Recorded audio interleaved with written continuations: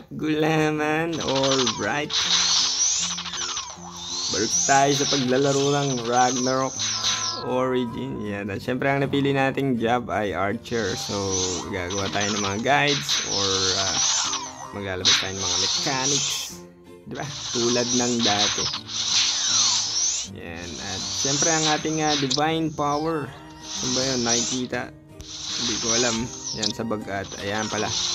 57,000 na. Siyempre nakakuha ako ng weapon na kulay pula. At kulay pula na armor. Ayan, tapos yan parang nandyan. Tapos costume natin nag-iisa. At ano pa? Yun lang.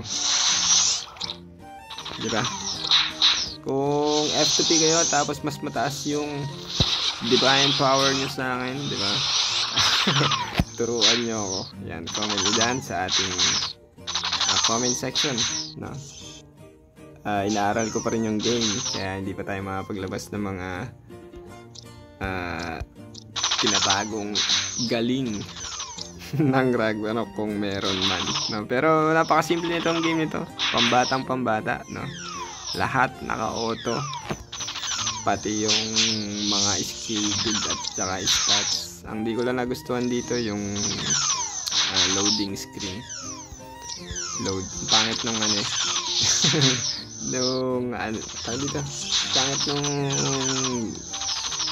wallpaper ng loading screen. Yan. At hindi ko alam kung kung meron kayong delay. Parang medyo delay ako sa PvP kanina. So siguro dahil first day ng server, kaya ganun. Yan. At syempre konting tips lang, no, na dapat nyo laging ginagawa. Saan ba yun? Hindi ako sigurado dito, no, pero tingin ko dapat yung bilhin nyo dito sa may Seni shop, no. Nagbigay naman sila ng 50M. So meron mga cards dito, no, dapat bilhin nyo yan. Hindi ko alam kung daily siya nag-refresh, pero kasi may daily limit dito. So ibig sabihin siguro nagpapalit yung mga cards dyan na binibenta. Sana. Yan. Yan. Tsaka yan, bilhin nyo yung mga pang-refines. Lahat bilhin nyo, diba? Bili kayong pots kung kailangan nyo. Marami namang Zeni.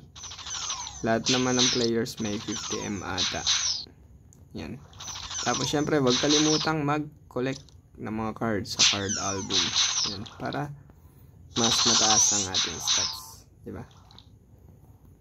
Collect muna natin lahat bago tayo mag-equip ng mga cards sa ating accessories. Yan.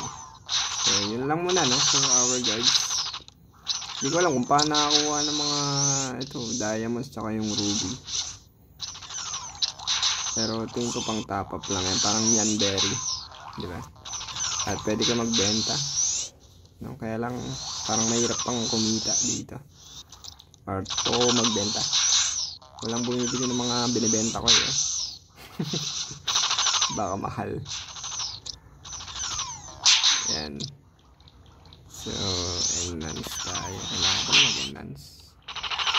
Yan, resonance 7 na ako. Yan, pinagpapantay-pantay ko lang siya para sa resonance stats. Yan, na wala namang kwenta. Pero yung iba nakikita ko kasi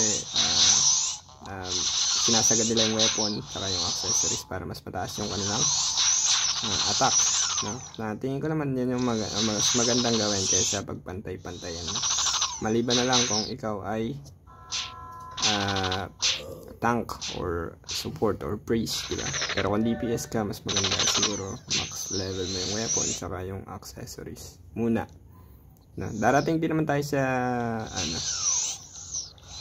sa level na magpapantay-pantayan, pero sa early game mas maigi, mas mataas ang damage. Yan, so yun lang muna, no, for our video. Gagawa tayo ng mga guides sa Archer, at pag nilabas na yung Crusader, siyempre babalik tayo sa Crusader. Alright, peace out.